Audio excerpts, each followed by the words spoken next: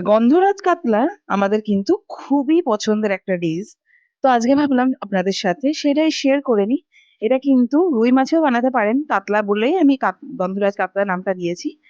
আমরা অনেকেই এটা বাড়িতে রেসিপিটা বানাই, তো আমি কিভাবে বানাই চলুন শেয়ার করে নিই। তো আমি এখানে 3 পিস কাতলা মাছ নিয়ে নিয়েছি। মোটা পেটির পিস যেগুলো সেগুলো নিয়েছি। এর মধ্যে অল্প পরিমাণে নুন আর একটু গোলমরিচের গুঁড়ো, আর দিয়ে দেবো হচ্ছে মেন জিনিসটা, সেটা হচ্ছে এই যে গন্ধরাজ লেবু।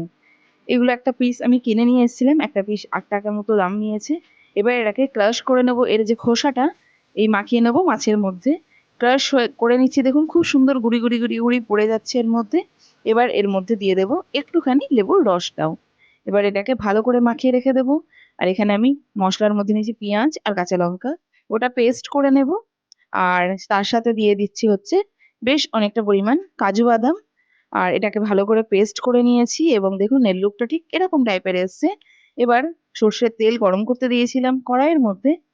মাখিয়ে রাখা গন্ধরাজের খোসা, লেবুর রস এবং নুন আর গোলমরিচ এই দিয়ে মাখিয়ে রেখেছিলাম কাতলা মাছটাকে। এবার এটাকে ভালো করে দুপিঠ ভেজে নেব। একটু কড়া ভাবেই ভাজবো যাতে লাল লাল হয়ে যায় দুপিঠ। তো এক পিঠ লাল ভাজা হয়ে গেছে, উল্টো পিঠটাও বেশ সুন্দর করে ঘুরিয়ে দিয়ে ভালো করে ভেজে নিচ্ছি। এটা কিন্তু গরম ভাতে দারুণ যায়। মানে ধরুন ভাতটা ধোঁয়া উঠছে এরকম টাইমে যদি গন্ধরাজ কাতলা পাওয়া যায় পাতের মধ্যে, আর কথাই নেই। তো এখানে পেঁয়াজ আর কাঁচা লঙ্কা বাটা নিয়ে নিয়েছিলাম, সেটা গরম তেলের মধ্যে দিয়ে দিলাম। এবার এটাকে ভালো করে বেশ কিছুক্ষণ চালিয়ে নেবো। এবার এর মধ্যে দিয়ে দিচ্ছি স্বাদ মতো নুন। আর এবার এটাকে আরো কিছুক্ষণ চালাতে হবে। যখন পেঁয়াজের গন্ধটা দেখবো মানে চলে গেছে এবং কমে এসছে, তার মধ্যে দিয়ে দিলাম একটু Kashmiri red chilli powder. Kashmiri red chilli powder দিয়েই শুধু রান্নাটা করবো, এর মধ্যে আমি কিন্তু হলুদ ব্যবহার করব না। তো কাশ্মীরি রেড চিলি পাউডার যখন দিয়ে দিলাম এবং যখন তেলটা একটু ছড়ে আসলো মশলা থেকে, ওপর থেকে দিয়ে দিলাম কাজু বাদামের পেস্টটা। এটা কিন্তু দিয়ে কন্টিনিউ চালাতে হবে, কারণ কি কাজু বাদাম দেওয়ার পরে একটু জল দিয়ে দিলাম যেটা ধোয়া জল ছিল, আর কাজু বাদাম দেওয়ার পরে না চালালে লেগে যায় অনেক সময়, সেই জন্য চালিয়ে যেতে হবে।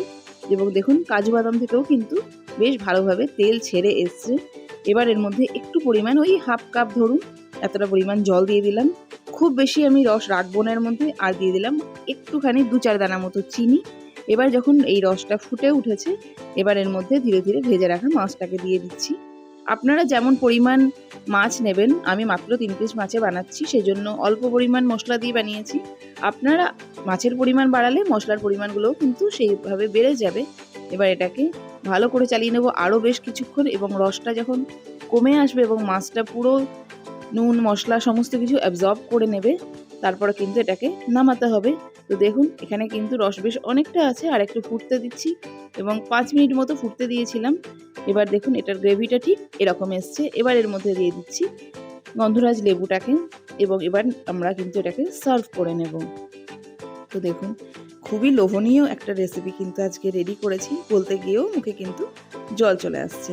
তো আপনিও যদি চান এই শীতকালে এই গন্ধরাজ কাতলার রেসিপিটা বাড়িতে বানিয়ে নিতে পারেন। এবং কেমন লাগলো আপনার এই রেসিপিটা আমাকে কিন্তু অবশ্যই জানাবেন। দেখা হবে নতুন ভিডিওতে। Thank you.